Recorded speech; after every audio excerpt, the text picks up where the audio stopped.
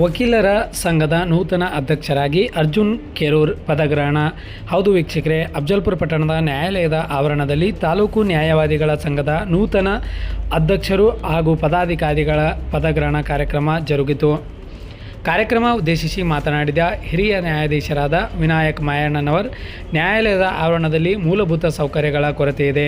ಅದನ್ನು ನೂತನವಾಗಿ ವಕೀಲರ ಸಂಘದ ಅಧ್ಯಕ್ಷರು ಹಾಗೂ ಪದಾಧಿಕಾರಿಗಳು ಸೂಕ್ತ ಸೌಲಭ್ಯಗಳನ್ನು ಒದಗಿಸಿಕೊಡುವ ಪ್ರಯತ್ನ ಮಾಡಬೇಕು ಎಂದರು.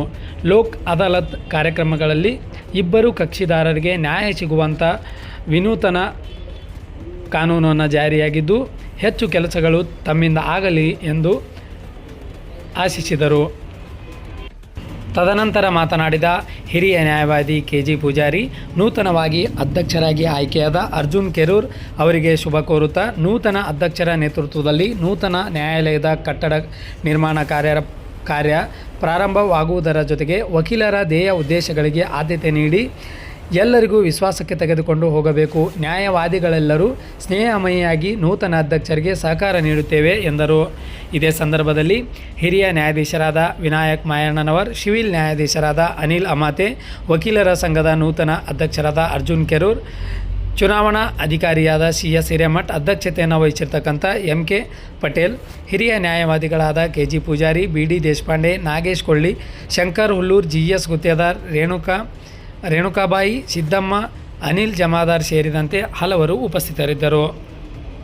ಮೂಲ ಸೌಕರ್ಯದ ಕೊರತೆ ಇಲ್ಲಿ ಇದೆ. ಆದ್ದರಿಂದ ಅಂಥ ಒಂದು ಮೂಲ ಸೌಕರ್ಯಗಳನ್ನು ಒದಗಿಸುವಲ್ಲಿ ತಮ್ಮ ತಂಡ ಒಂದು ಹೆಚ್ಚಿನ ಪ್ರಯತ್ನವನ್ನು ಮಾಡಿ ಎಲ್ಲರೂ ಈ ಸಂದರ್ಭದಲ್ಲಿ ಅವರಲ್ಲಿ ಕೇಳ್ಕೊಳ್ಳೋದಿರುತ್ತೆ. ಭಾಳಷ್ಟು ಒಂದು ಸ್ವಲ್ಪ ಓಡಾಡಿ ಒಳ್ಳೆಯ ಒಂದು ಮೂಲ ಸೌಕರ್ಯಗಳನ್ನು ಎಲ್ಲ ಒದಗಿಸಿ ಅಂತ ಈ ಸಂದರ್ಭದಲ್ಲಿ ತಮಗೆ ಹೇಳ್ತಾ, ತಮಗೆಲ್ಲ ಶುಭ ಆಗಲಿ ಅಂತ ಈ ಸಂದರ್ಭದಲ್ಲಿ ಹೇಳ್ತೀನಿ. ಮತ್ತೆಲ್ಲ ನನ್ನ ವಕೀಲ ಬಂಧುಗಳಿಗೆ ಮತ್ತು ಕಕ್ಷಿದಾರರಿಗೆ ಈ ಸಂದರ್ಭದಲ್ಲಿ ಹೇಳೋದೇನೆಂದರೆ, ಈ ನಾವೆಲ್ಲ ನೋಡಿದ್ವಿ, ಮೊದಲೆಲ್ಲ ಲ್ಯಾಂಡ್ಲೈನ್ ಫೋನ್ ಇದ್ವು, ಆಮೇಲೆ ಕೀಪ್ಯಾಡ್ ಬಂದವು, ಆಮೇಲೆ ಈಗೆಲ್ಲ ಸ್ಮಾರ್ಟ್ ಫೋನ್ ಬಂದಿದ್ದಾವೆ. ಹಾಗೆ ನಮ್ಮ ನ್ಯಾಯಾಂಗ ವ್ಯವಸ್ಥೆಯಲ್ಲಿ ಮೊದಲು ಏನಿತ್ತು, ಒಬ್ಬರು ಗೆಲ್ತಿದ್ರು, ಒಬ್ಬರು ಸೋಲ್ತಿದ್ರು ಅಂಥ ಒಂದು ವ್ಯವಸ್ಥೆ ಇತ್ತು. ಒಂದು ಲ್ಯಾಂಡ್ಲೈನ್ ಥರ ಇತ್ತು ಈ ನಮ್ಮ ಕೇಸ್ ನಿರ್ಣಯ ಮಾಡುವಂತಹ ಒಂದು ಪದ್ಧತಿ. ಈಗಲೂ ನಮ್ಮ ಹತ್ರ ಲ್ಯಾಂಡ್ಲೈನು ಇದೆ, ಅದ್ರ ಜೊತೆಗೆ ಸ್ಮಾರ್ಟ್ಫೋನು ಇದೆ.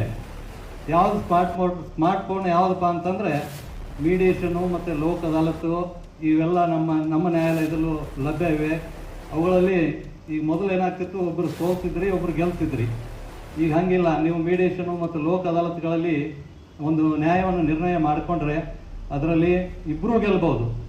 ಮತ್ತು ಮೊದಲು ಕಾನೂನಿನ ಪ್ರಕಾರ ನಿಮಗೆ ಏನು ಹಕ್ಕಿದೆಯೋ ಅದು ಸಿಗ್ತಾ ಇತ್ತು.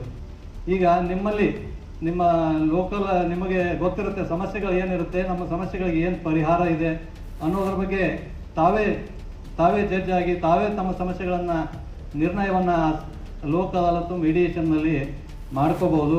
ಅಲ್ಲೂ ಕೂಡ ವಕೀಲರು ಇರ್ತಾರೆ, ನಿಮ್ಮ ವಕೀಲರು ಎಲ್ಲ ಸಹಕಾರ ನೀಡ್ತಾರೆ. ಆದ್ದರಿಂದ ಅಂಥ ಒಂದು ವ್ಯವಸ್ಥೆಯನ್ನು ತಾವೆಲ್ಲ ಸದುಪಯೋಗ ಪಡಿಸ್ಕೊಳ್ಳಿ. ಈ ಮುಂಬರುವ ಲೋಕ್ ಅದಾಲತ್ನಲ್ಲಿ ತಾವೆಲ್ಲ ಸಹಕಾರ ನೀಡಿ.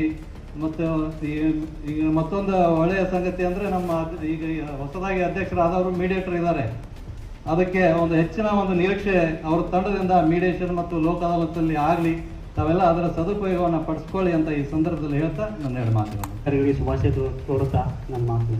ತಾವು ಏನಪ್ಪ ಅಂತಂದ್ರೆ ಯಶಸ್ವಿಯಾಗಿ ಏನಂದ ಈ ಒಂದು ನಮಗೆ ನ್ಯಾಯಾಲಯದ ಕಟ್ಟಡದ ಅತ್ಯಂತ ಅವಶ್ಯವಾಗಿರ್ತಕ್ಕಂಥದ್ದು ನಮಗೆ ಮೂಲ ಸೌಕರ್ಯಗಳು ಇವತ್ತು ನಮ್ಮ ವಕೀಲರ ಸಂಘಕ್ಕಾಗಿರ್ಬೋದು, ಎಲ್ಲ ಸಿಬ್ಬಂದಿಗಳಿಗಾಗಿರ್ಬೋದು, ಅನೇಕ ಸಮಸ್ಯೆಗಳು ನಮಗೀಗ ಅದಾವೆ.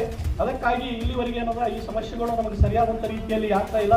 ಅದಕ್ಕೆ ಈ ಒಂದು ಸಮಸ್ಯೆಗಳಿಗೆ ಸ್ಪಂದಿಸಿ ಬೇಗ ಏನಪ್ಪ ಅಂತಂದ್ರೆ ಹೋರಾಟವನ್ನು ಪ್ರಾರಂಭ ಮಾಡಿ ಬೇಗ ನ್ಯಾಯಾಲಯ ಕಟ್ಟಡವನ್ನು ಕೊಡ್ತೀರಿ ಅಂತಕ್ಕಂಥದ್ದು, ಈ ಬಾರ ಬೆಂಚಿನ ಒಂದು ಸಂಬಂಧವನ್ನು ಒಳ್ಳೆಯ ರೀತಿಯಲ್ಲಿ ಒಂದು ಒಳ್ಳೆಯ ಸಂಬಂಧವನ್ನು ಇಟ್ಕೊಂಡು ಹೋಗಿ ಕಕ್ಷಿದಾರಿಗೆ ಒಳ್ಳೆಯ ನ್ಯಾಯ ಸಿಗುವಲ್ಲಿ ಯಶಸ್ವಿ ಮಾಡ್ತೀರಿ ಅಂತಕ್ಕಂಥದ್ದು ಗುರುತರ ಜವಾಬ್ದಾರಿ ನಿಮ್ಮ ಮೇಲಿದೆ. ಅದಕ್ಕೆ ನಾವೆಲ್ಲರೂ ನಿಮಗೆ ಸಹಕಾರ ಮಾಡ್ತೀವಿ ಅಂತಕ್ಕಂಥದ್ದು ಈ ಸಂದರ್ಭದಲ್ಲಿ ನನಗೆ ಮಾತನಾಡೋ ಅವಕಾಶ